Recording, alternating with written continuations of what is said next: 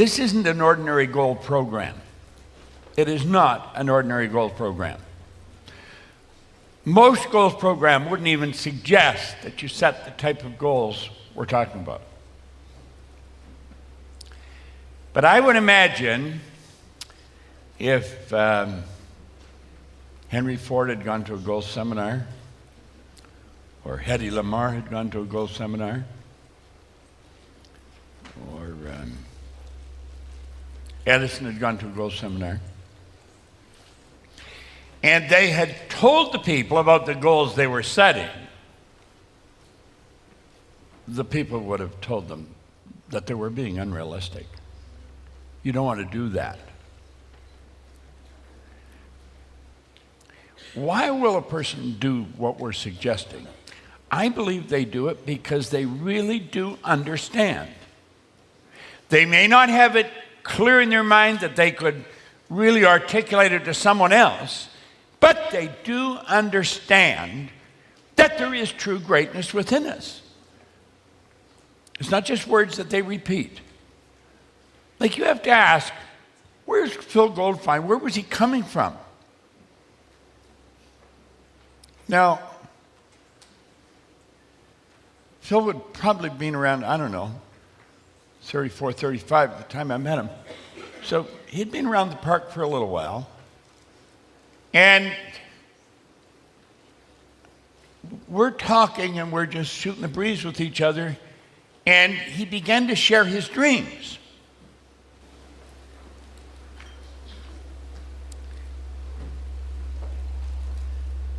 And I'm saying, well, you can do that. You can do that. How many saw the movie Chorus Line? God, it was such a great movie. You remember the little kid? He went with his sister to the dance, and he said, well, I could do that. I can do that. That was the kid's key line. I can do that. Well, when you're reading about Hedy Lamarr, I want you to think about her. She was a beautiful woman. But there's a lot of beautiful women that just lose, you know. She was caught. She was in Austria, and she escaped on a bicycle when the Nazis started to move in. I mean, she didn't have time to take a trunk load of stuff with her. She was on a bicycle.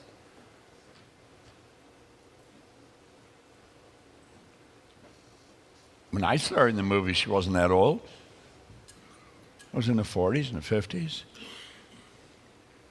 Where did she get the idea she could do what she was doing?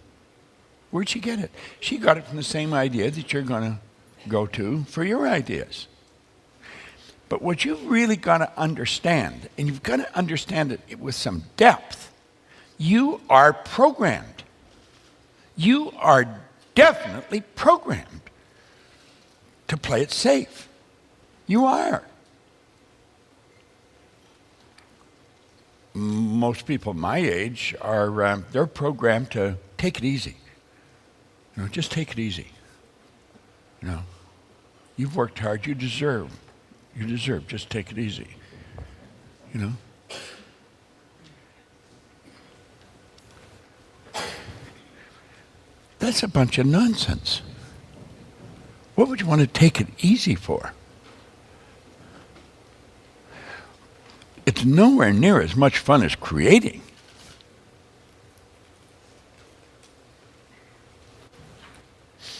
I've often thought, when I'm in Amsterdam, I like to go to the museum and see Rembrandt's work, The Night Watch.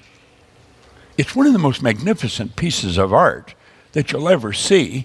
It's every bit as long as that screen is wide. And there's, I don't know how many people in it. I was listening one time to an art critic. He was being interviewed, and they said, well, how do you determine a masterpiece of art? He said, every part of it's perfect. And it stuck in my mind. So when I go there, I go over close to it, and I look at it. I've been there many, many times. In fact, a friend of mine bought a print of just a small section of it. I have it hanging over the fireplace. He gave it to me for a birthday. But every part of it. The dog's eyes, there's a little black and white dog. Its eyes are perfect. The fingernails are perfect. Every part of it. Yet you sit and it's so incredible. It has a hypnotic effect on you. You can't take your eyes off it. And I thought, I wonder how he must have felt when he felt it was finished. I wonder if he ever felt it was finished. I've often thought artists must think they're never finished. You know, a little shadow here or a little shadow there. I remember writing a script for a recording. Diane and I were working together. I love working with you. I really do. Well, the two of us just work together so well in writing things. And we were talking about Michelangelo. And I don't know if you had read it or thought of it, or I read it or thought of it. One of us did. It stuck in my mind. I would love to take credit for it, but I think it was probably you. And he's working on David. And this buddy of his dropped by, and they're shooting the breeze, and David, of course, standing there, and he says, boy, he said, that's really something. That's really something. And Michelangelo says, well, I'm glad you like it. He said, I put a lot of work, but it's a long ways from being done. Well, anyway, his buddy went away, went on a trip, and he come back a few months later, and he came to visit him, and he, looking at David, he said, oh, he says, you haven't had time to work on him. Haven't worked on him? What are you talking about? Dutch, I've done this work on him. I fixed that right eyebrow. The nostrils, I've got the nostrils just down pat now. And the hands, look at the hands. I got those knuckles right. It took me so long to get them right. Well, he said, yeah, but he says they're trifles. Well, he says they may be trifles, but trifles make perfection, and perfection's no trifle. That has always stuck in my mind. It would have to be you that thought it. I wouldn't have thought of that. But I like it. I love it. It's those kind of things that we want to attempt to keep in our mind whenever we're doing what we're doing. Every little part of it is very important, whether it's the knuckle or the nostril. It's very important. Yet you've got to be gutsy. Your age, your gender's got nothing to do with it. You see, we're programmed to earn and put away enough that when we get to a certain age, nobody's ever figured out what the certain age was, and then we can take it easy. You don't have to work anymore. See, it's obvious that we're programmed to think that we're made for working. We're not made for working. We're made for creating. We're creative. We're made different than any other form of life. We've been endowed with faculties that they blow your mind when you think it, and it's within us. We've got it. If we just do ordinary what everybody out there's doing, the doorman or the salad chef or something, we're never going to live up to our potential. Let's learn to give a little more. Let's learn to read a little more. Let's learn to think a little more. Let's learn to stretch.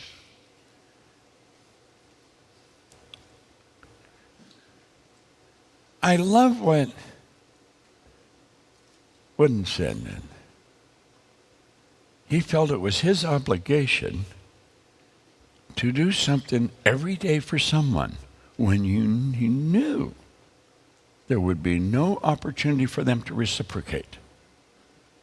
That is such a magnificent concept. I mean, that should just turn our stem inside, should really get us jazzed.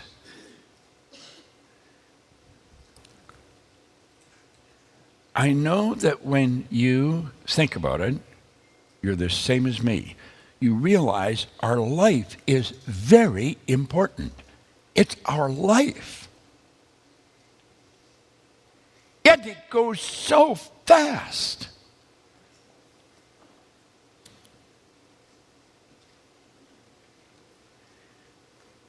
I was mentioning that I was talking to Mark Victor the other day, and I phoned him. It was his birthday, so I phoned him to sing happy birthday to him. And I said, you know, Mark, I said, I can clearly remember going to your 50th birthday. I said, how old are you? He was 71. It's 21 years ago. It's gone so fast.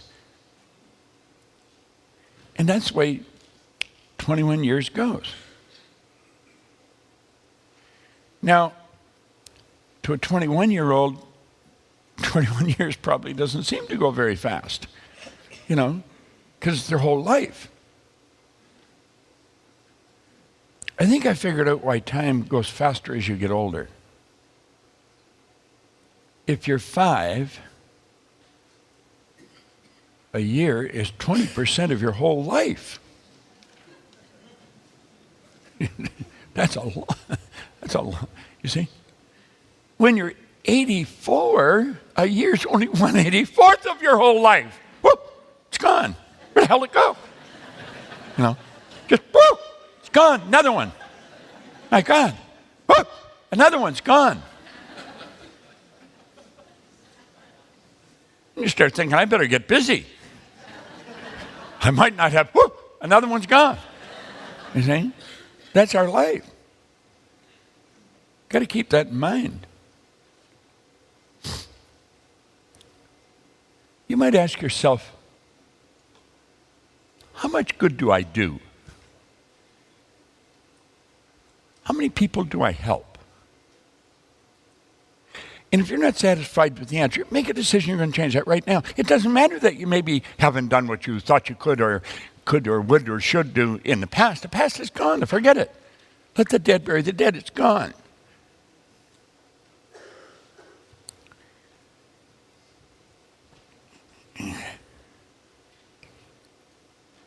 I have arrived at the conclusion, a long time ago, that life is so vitally important.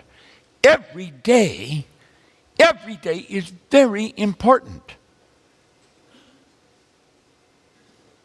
I don't want to spend time doing something that requires no real creativity or no real energy or no effort. I want to get into something every day that's really going to cause me to stretch.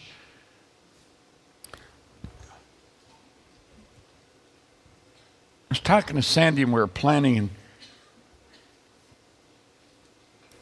we're thinking of the work that we've got to get done. And some books that got to get out, and programs have to be made. And we're not doing it fast enough. We're not doing it as well as we could.